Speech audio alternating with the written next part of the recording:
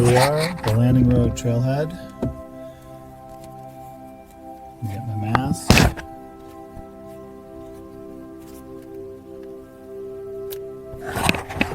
Staying safe.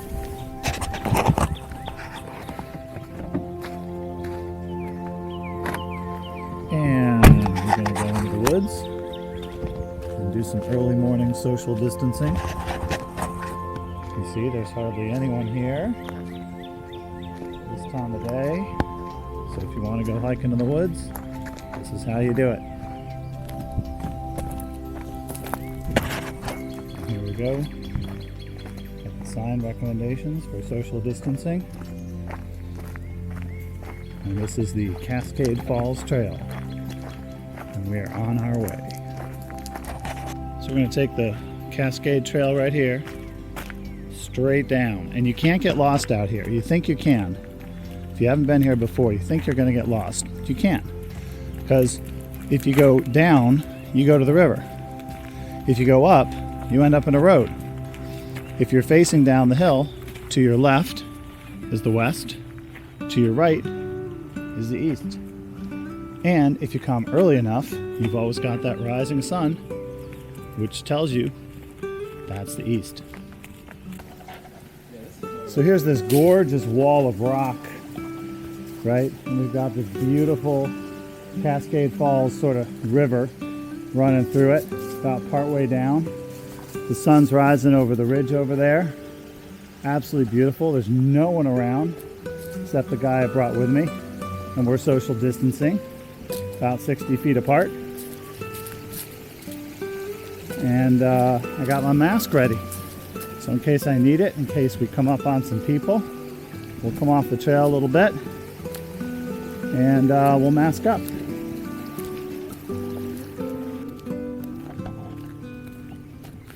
So one of my favorite things about this whole park is it's tiny, but it's big. So like I said, you can't get lost. You're right near your house. I can practically see over the ridge up there where Catonsville houses are. But when I look around, it sure feels like I'm in the middle of nowhere. Makes me think of the great American writer Henry David Thoreau, who lived out in the wilderness, sort of, yet he was only a 15-minute walk from town. But he had the experience of living in nature. Here we go across the stream here again.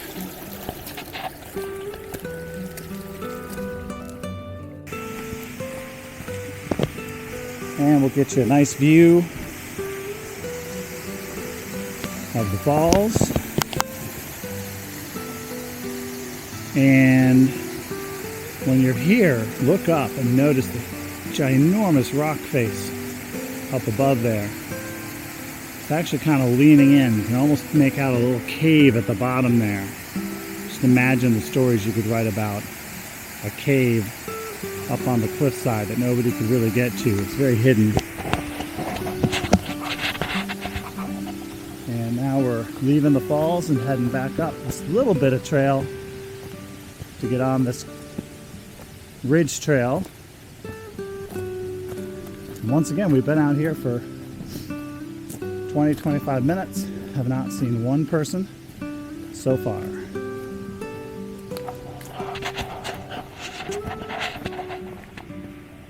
Coming up through these huge rocks and this little path going through them. Absolutely beautiful. Walking towards the sun in the morning, which means we're heading east.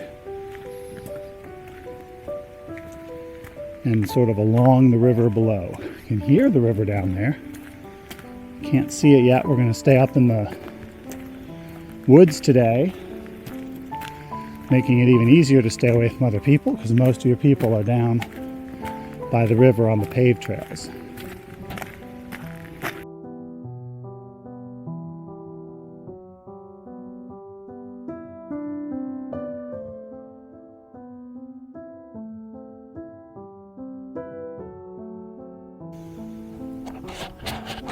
So we've been coming out here a lot in the last 20 years on this trail. Never noticed some man-made rock, concrete. See all the different rocks that were put into this mixture to make it. There's a very interesting little hole under there, like a little mini cave. Kind of wonder what's been living in there.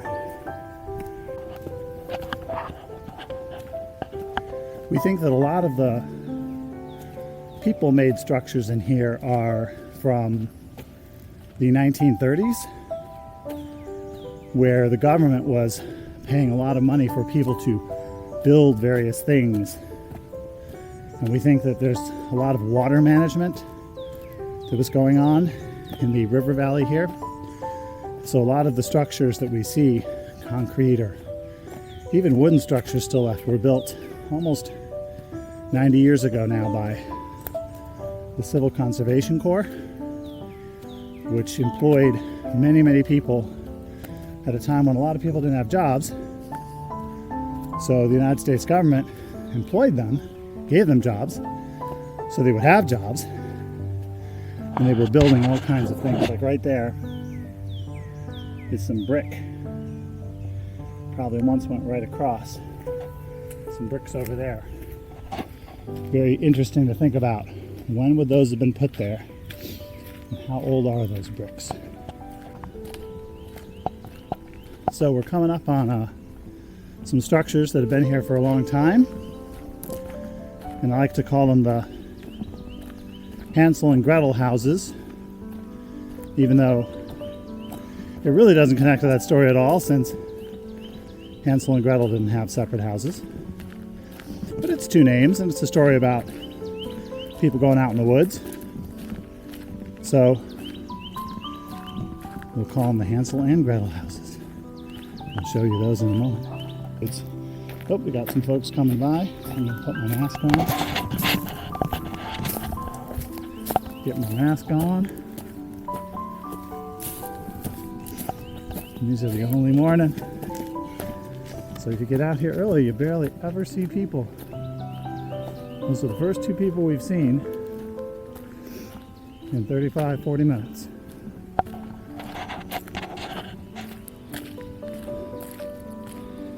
Now I leave the mask on for a few hundred yards. Even though we're outdoors, we're in the sun, that's good. And down there, you can see a little, what looks like a house, with a collapsed roof and a stone basement. And then up here, there's another one right over there. So you can just imagine, let's come out here, see these creepy old houses or buildings, and let your imagination run wild. Create all kinds of stories about little stone and wood houses, cabins in the woods.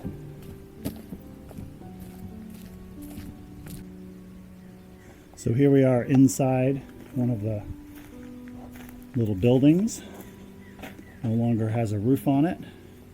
There's a fireplace in there. How old do we think this is? It's definitely more than 25 years old, because it looked just like this 25 years ago when I first saw it. So watch for these little stones with the shiny. See how shiny and reflective that is? I'll hold it up here while I walk. These rocks have this shininess to them, and we could investigate what we think that might be. But a lot of these ridges, when you're walking on a trail and it goes down to one side, and over that little hill it goes down again, there's been a lot of erosion right here because of hikers, mountain bikers, rain. So you're looking at a lot of rock that's been chipped away, that was buried. And I believe what you get to see is more of the underlying geology of this landscape. So you tend to see those shiny rocks, quartz, mica, some kind of reflective mineral. you get to see them on those ridge points that are steep. Like here, you'll notice, completely different trail. Very soft, lots of topsoil, dirt, because it's nowhere near as steep. Where we were a moment ago, much steeper, faster moving water when it rains, so more erosion, and it pulls away all this soil. And what you're left with is the rock. See some of the rock here, right in the top. Just came over a hill down there, top of the hill, exposed rocks.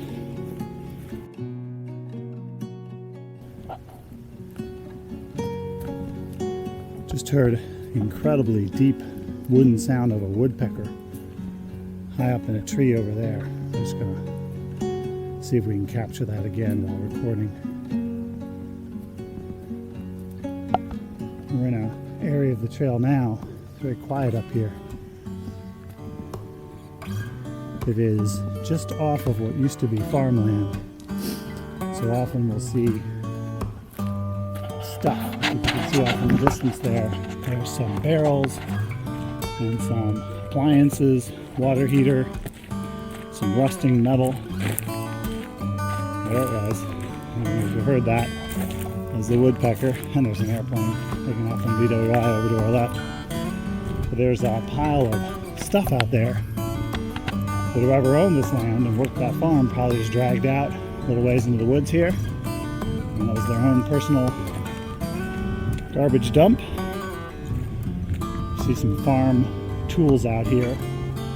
And there's that woodpecker again. So we're now right on the edge of farmland, and you can see to our left, there's no big trees up there. You can see them close, but no big ones in the distance. And notice how much green there is on the ground, how much undergrowth. Looks like a jungle over there, because of course, all that gets sun all day long.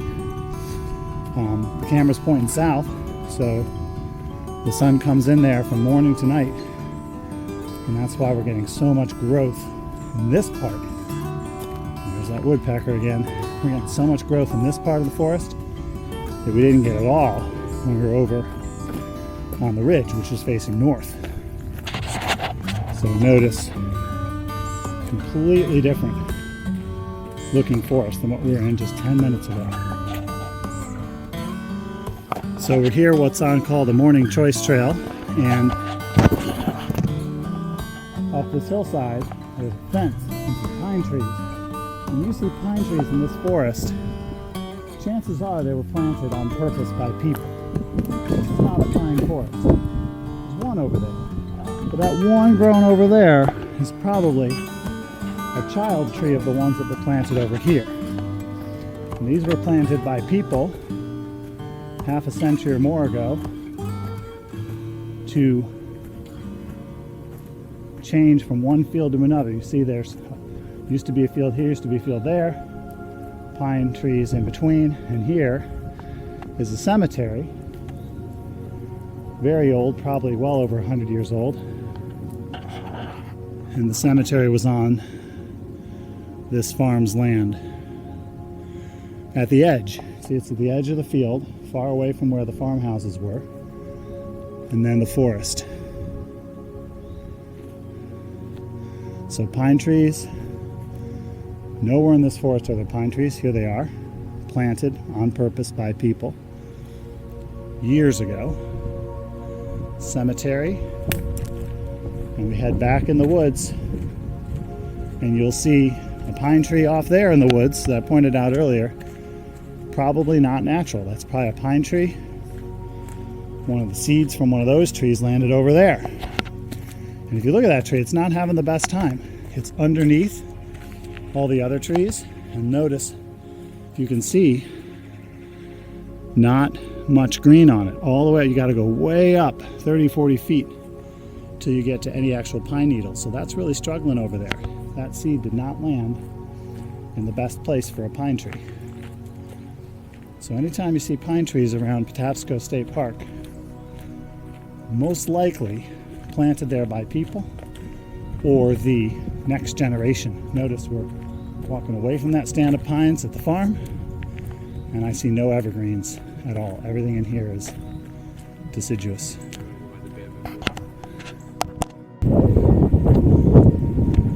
So here we are back on the road, and it's much more like what it's been like lately since we've been staying at home and whatnot. Lots of people, but didn't see any of them. Enough trails and enough surface area out there in the forest. Now if you come out here in the middle of the day when it's warm, or you come out here on a weekend right now with everyone doing so much outdoor, enjoying nature, this would be packed to the point of really challenging the social distancing that we're all trying to do. So, but you get out here early enough and you can really have the whole place to yourself virtually, which is an amazing feeling to be out in the woods by yourself in today's world. Really a gift, wonderful resource, and take advantage of it.